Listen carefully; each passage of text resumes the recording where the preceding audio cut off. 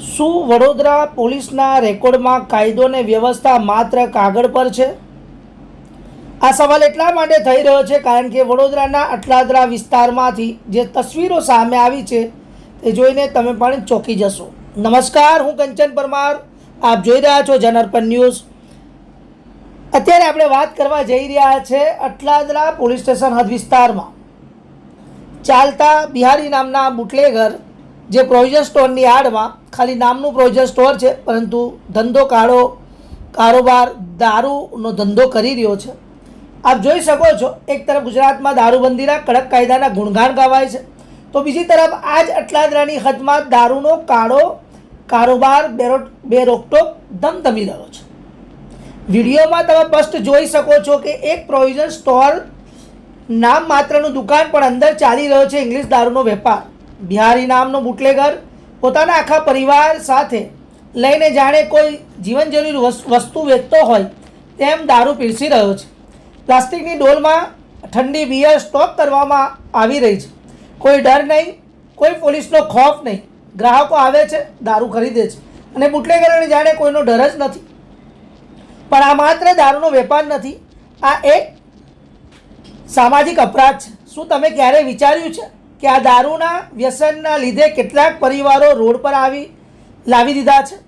આ જ દારૂના કારણે કેટલીક માઓએ પોતાના લાડકવાયા દીકરાઓને કાયમ માટે ગુમાવી ચૂકી છે, તો કેટલીક બહેનોએ પોતાના ભાઈની છત્રછાયા ગુમાવી છે, તો અનેક સુહાગણોએ પોતાના પતિને દારૂના ભરડામાં હોમી દીધા છે. હજારો પરિવાર દારૂના કારણે પૈમાલ થઈ ગયા છે. છતાં આ બુટલેગરોને પોતાની તિજોરી ભરવામાં જ રસ છે. સ્થાનિકોના મતે આ બધું પોલીસની મહેરબાની વગર શક્ય જ નથી. બુટલેગરની હિંમત તો જુઓ, તે ખુલ્લેઆમ પડકાર ફેંકે છે, પોલીસ મારું કશું બગાડી શકતી નથી. શું વડોદરાની પીસીબી, ડીસીબી ને એસઓજી જેવી એજન્સીઓ આ બધું નથી જોઈ રહી કે પછી તેમની આંખ પર ભ્રષ્ટાચારની પટ્ટી બંધાઈ ગઈ છે? થોડા સમય પહેલાં જ સ્ટેટ વિજિલન્સની ટીમે આ જ વિસ્તારમાંથી મોટું કન્ટેનર અને લાખો રૂપિયાનો દારૂ તેમાંથી ઝડપી પાડ્યો હતો. છતાં આ બુટલેગરોને સજાના બદલે જાણે મોકળું મેદાન મળી ગયું છે.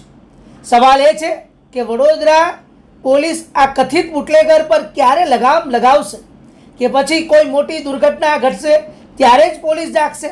માત્ર કાગળ પરની કાર્યવાહી હવે જનતાને મંજૂર નથી. આદતવંશ ગુનાખોરી આચરતા આ બુટલેગરો સામે પાસા જેવી કડક કાર્યવાહી થવી જોઈએ. જરૂર પડે તો ગુસ્સી ટોક પર લાગવી જોઈએ, કારણ કે તેમની નામી બેનામી સંપત્તિઓની તપાસ થવી જોઈએ. હવે જોવાનું એ રહ્યું કે વડોદરા શહેર પોલીસ તંત્ર આ દૂષણને ડામવા કેટલા ગંભીર પગલાં ભરે છે. શું વડોદરામાં કાયદાનું રાજ સ્થાપિત થશે કે પછી બુટલેગરોની જ દાદાગીરી ચાલતી રહેશે?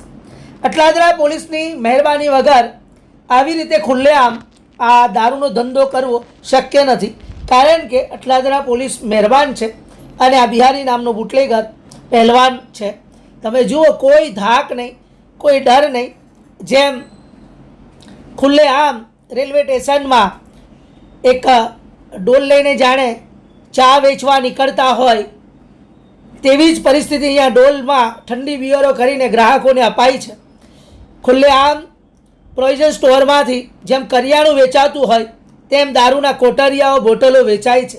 શું અટલાદરા પોલીસ આંખે પટ્ટી બાંધીને તમાશો એટલા માટે જુએ છે કારણ કે ટેબલ નીચેના મોટા વ્યવહારો થતા હશે?